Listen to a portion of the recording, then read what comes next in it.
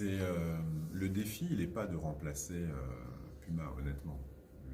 Le défi, c'est que la FECAFOOT, les Camerounais soient fiers d'avoir une nouvelle marque et on voit que ça a fait réagir. Mais c'est une excellente base. Quand tout commence trop facilement, c'est toujours compliqué d'améliorer les choses. Quand on commence de cette manière, on a tous les moyens d'écrire une belle histoire ensemble. Et ensuite, il y a aussi des réalités, hein. Ce cycle a été très long. Il n'y a pas eu que des moments bons avec Puma, c'est comme ça, hein. Mais par contre, c'est une histoire qui est extraordinaire. On la respecte beaucoup et on espère qu'on va réécrire la même et même en mieux à partir d'aujourd'hui. C'est tout le souhait. Vous avez signé un contrat d'une durée précise avec le FECAFOOT? On aurait aimé signer un contrat à durée indéterminée, mais c'est difficile. Oui, bien sûr. Est-ce que ça se communique? On peut vous donner beaucoup de chiffres, mais n'oubliez pas qu'ils sont confidentiels quand même. Donc pour la durée, ça Non, j'ai même pas osé poser la question du chiffre. La durée, on peut la... La durée. Oui, il me dit non, ou il me promène, donc non, c'est pas la peine. Vous pouvez communiquer sur la durée, il n'y a aucun souci. Peut-être vous avez une fourchette d'objectifs de vente grand public ou... Non, parce que ça n'a jamais été notre moteur numéro un. C'est-à-dire que quand on démarre un partenariat en se disant combien je vais en vendre, on n'est déjà pas sur le sens, on est sur la rentabilité. Je ne dis pas qu'elle n'est pas importante. Elle est importante, mais en général, si on fait un bon travail, on arrive à vendre des maillots. La particularité et la difficulté de ce sujet avec la FECAFOOT, elle est double. La première, c'est que les historiques de vente sont toujours difficiles à obtenir, mais en plus, quand on a passé 20 années avec le même équipementier, le taux de renouvellement des maillots est très faible. C'est-à-dire qu'on retrouve beaucoup de gens avec les maillots d'il y a 2 ans, 3 ans, 4 ans, 5 ans, 10 ans. Voilà, donc il y aura une forte période de transition.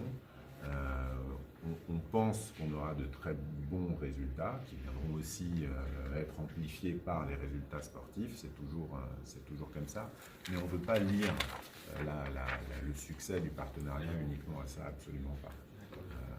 Donc on ne s'est pas fixé d'objectif, on veut juste répondre à la demande et rendre les maillots accessibles au plus grand nombre. Ça veut dire y compris au Cameroun, évidemment. Et vous, Monsieur le Président, de votre côté, vous confirmez que la FECAFOOT a dû faire des retours très rapides pour que il faut montrer un projet, il faut qu'il soit d'accord ou qu'on change. Vous avez travaillé très vite, vous aussi?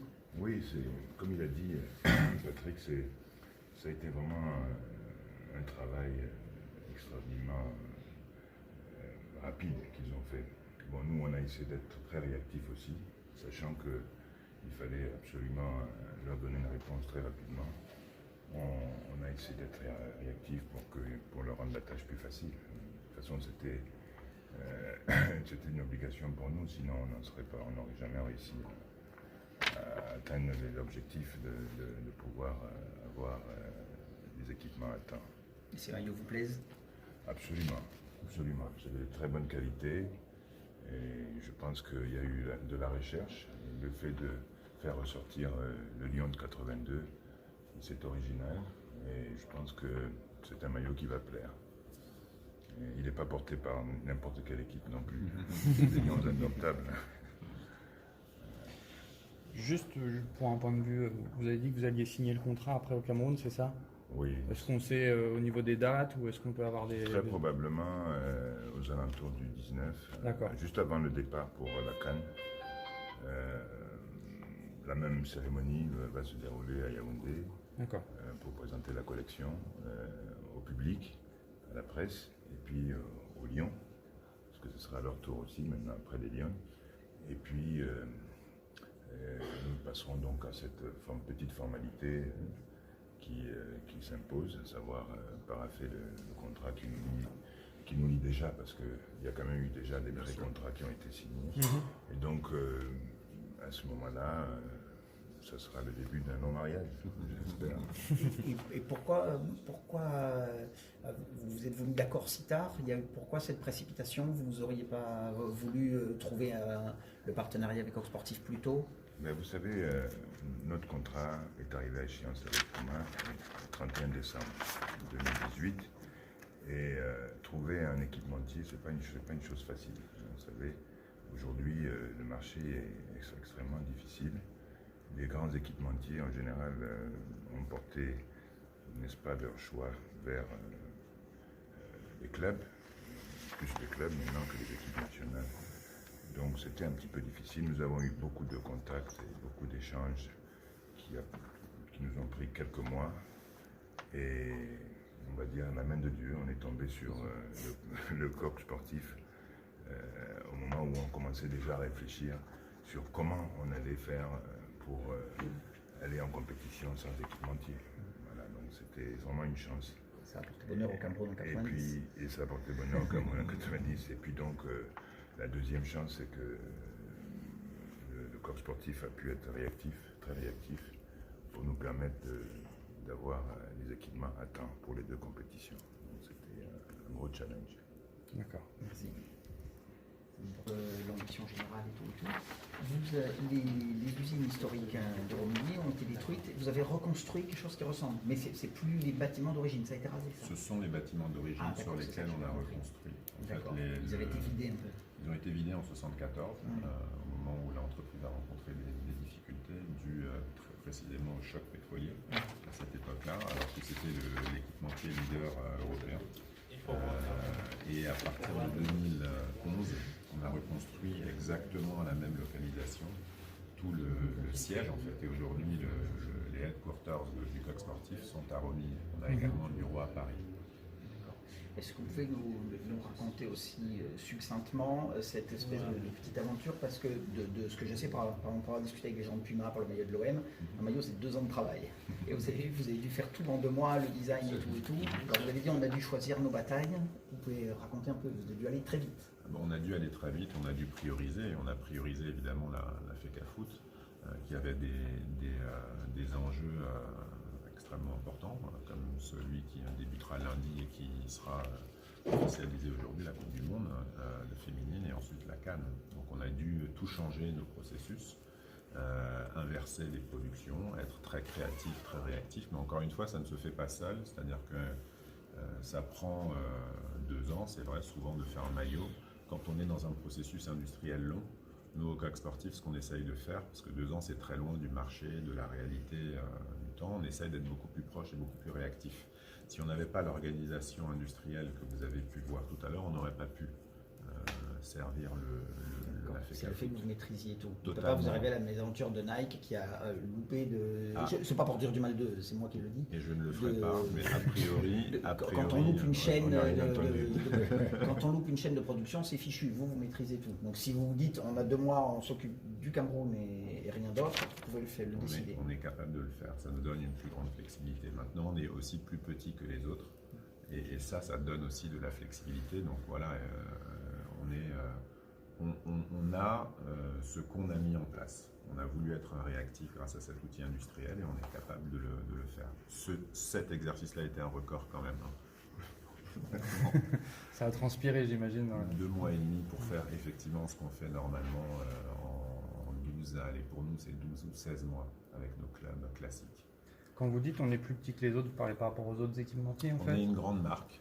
Je pense que c'est incontestable aujourd'hui dans le monde du sport.